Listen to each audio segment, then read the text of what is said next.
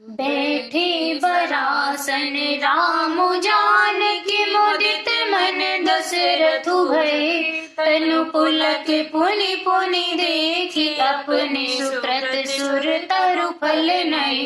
भरी भुवन राउ छाऊ राम विवाहु भास बही कहा।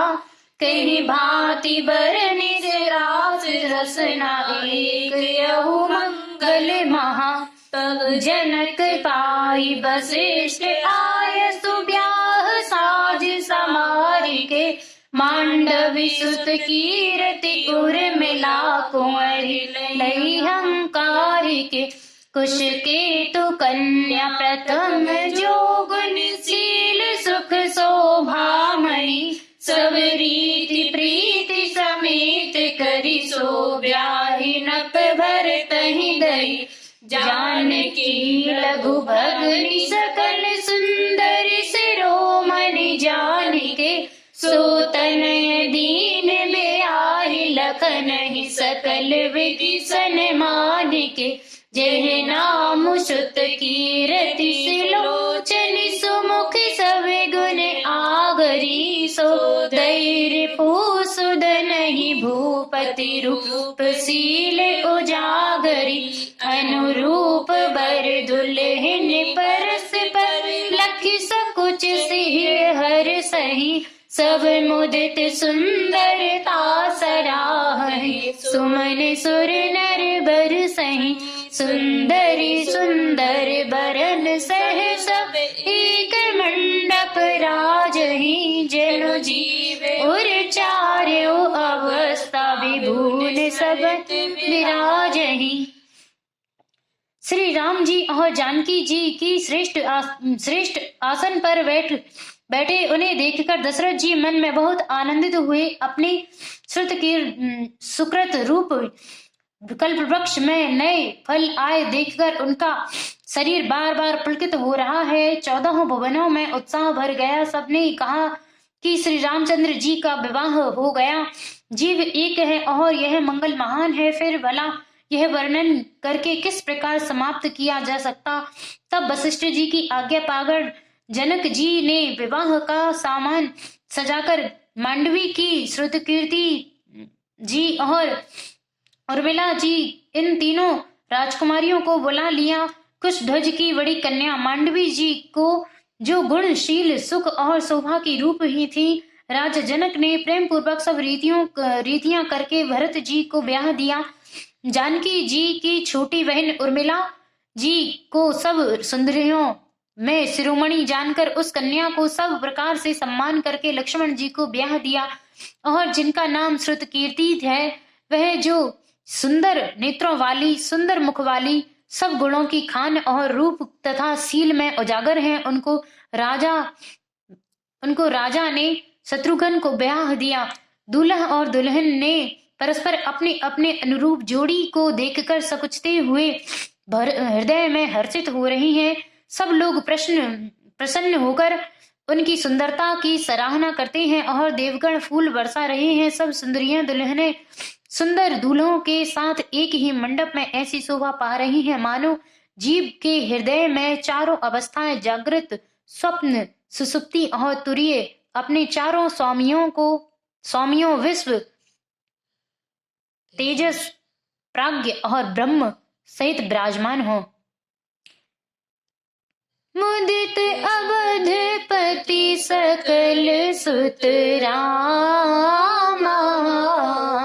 बधुन समेत निहार सिया रामा।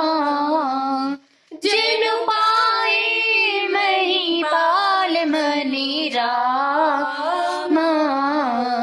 क्रियन सहित फल चारि सिया रामा।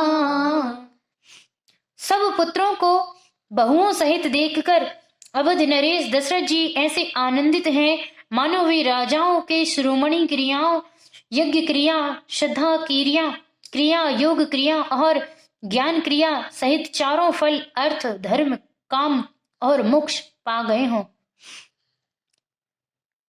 जैसी रघुवीर ब्याह विधि वर कुंवर ब्याह तहि करनी, कहीं न जाए कछु दाइज भूरी, रहा कनक मणि मंडप पूरी। श्री रामचंद्र जी के विवाह की जैसी विधि वर्णन की गई उसी रीति से सब राजकुमार विवाहे गए। दहेज की अधिकता कुछ कही नहीं जाती। सारा मंडप सोने और मणियों से भर गया।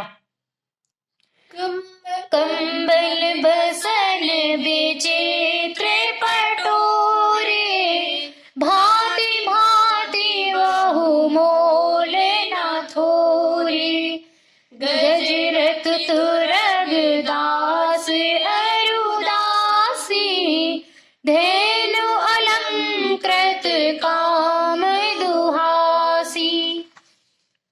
बहुत से कंबल, वस्त्र और भांति भांति के विचित्र रेशमी कपड़े जो थोड़ी कीमत के ना थे अर्थात बहुमूल्य थे, तथा हाथी, रथ, घोड़े, दास दासियां और गहनों से सजी हुई कामधेनु, सरीखी गाय, वस्तु अनेक करिए की मिलेखा, कहीं न जाई जानहि जिन देखा, लोक पाल अब लोक की सिहाने, लीन अवधपति सबु सुख माने।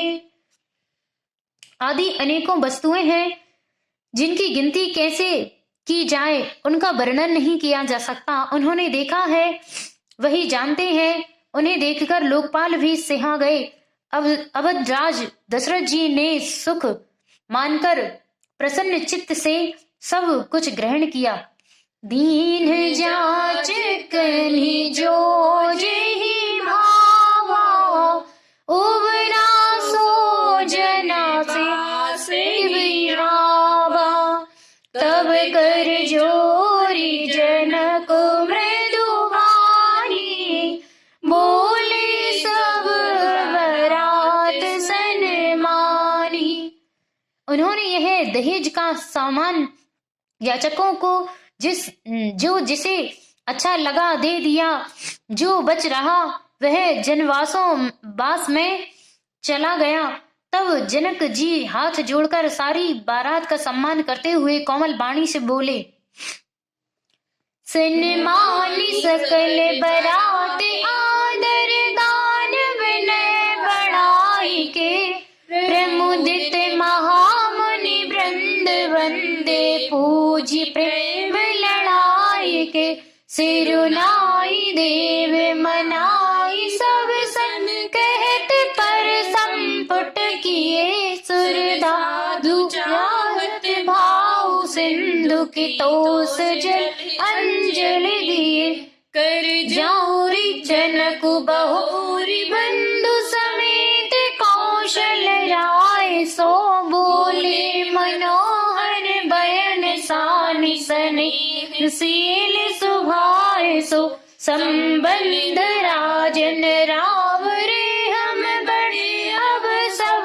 विधि गए, यही राज साज समेत सेवक जानी वे विनुगत लय, ए दारिका परिचारिका करि पाल वे करुणा नहीं, अपराध क्षमि वो बोल पठै बहुत होठ कही, पुण्य भानुकूल भूषण सकल सन्मान निधि समझी गए, कहीं जाति नहीं विनती परस पर प्रेम परिपूर्ण किए, वृंदार कागन सुमन वर सही राव जनवा सही चले, धुन धुन जय धुनि भेद धुनि नगर कौतूहल भय, तब सखी मंगल गान करते मुनि से आय सुपाई के, दूल्ह